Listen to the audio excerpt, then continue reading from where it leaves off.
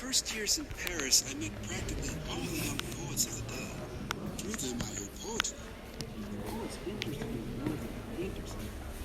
I was carried away by new ideas that were especially poetry.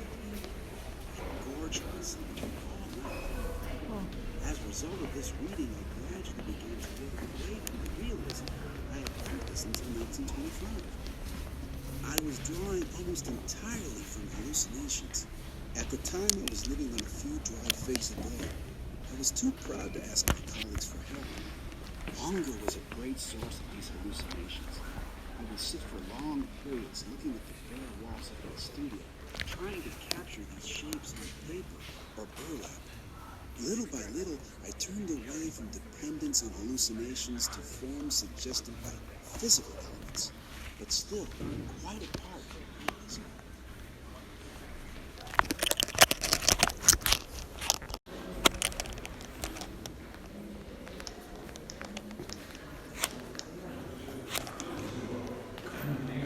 Kiss is as close as we come in this museum to Max Ernst's reading of Sigmund Freud. Nicholas Callis, associate of the Cerebral.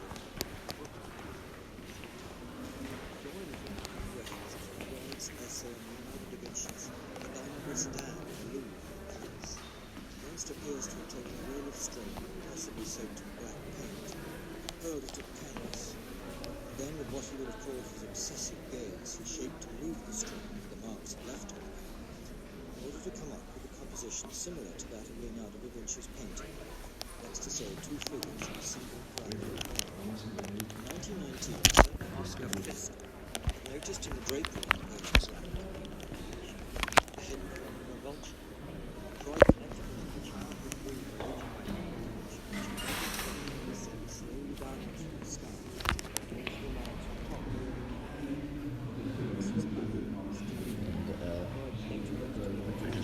Yeah. Indeed, the pomp of the football more tools there are like strong words.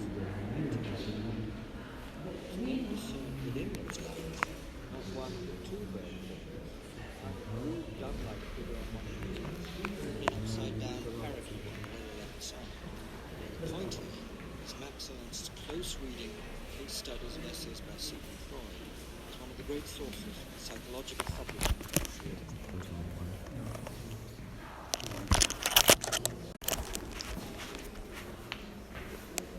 The seated woman is a half-length figure with a grotesquely long neck.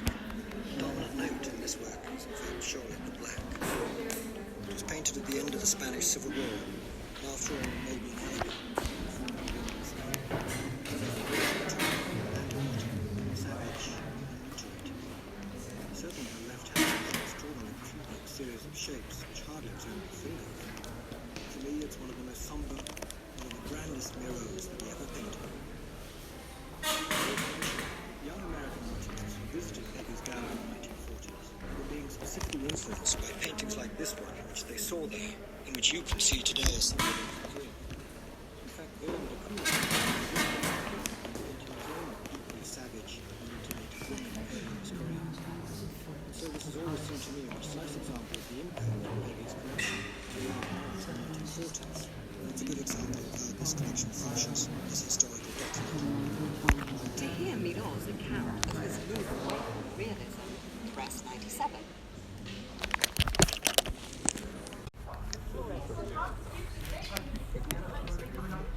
Hello, I'm Carol Vane, the director of the Peggy Guggenheim collection. I'm delighted to welcome you to this museum, which is the home and private collection of Peggy Guggenheim, my paternal grandmother in whose house I spent holidays as a young girl.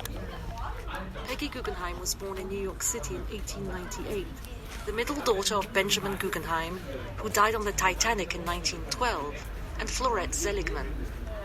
The Guggenheims made a fortune from mining and smelting of metals, and the Seligmans were a prominent banking family. In 1921, Peggy traveled to Europe and remained there for 20 years. She married the French-American artist and writer Lawrence Vail, with whom she had 2 children, and through him was introduced to the bohemian art world in Paris. In 1938, she decided to open an art gallery in London, which led to the idea of opening her own museum of modern and contemporary art. Peggy recounts the story candidly in her autobiography, Out of This Century. Well, it all happened rather by mistake. I was in search of an occupation and interest after my children were in boarding school, and I was alone in the country in England. And I came up to London and opened an art gallery in Cork Street called Guggenheim Museum. The obvious thing to do was to interest myself in painting of today.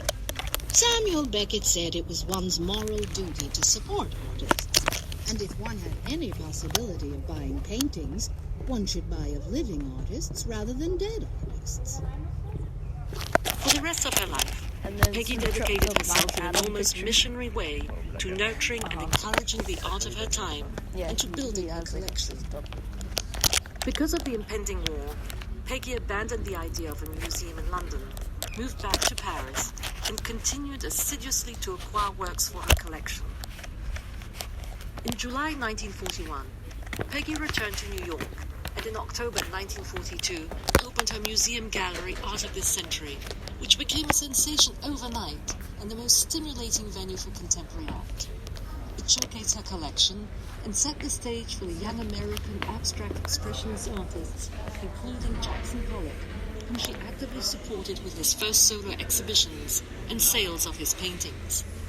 In 1947, Peggy closed her gallery and returned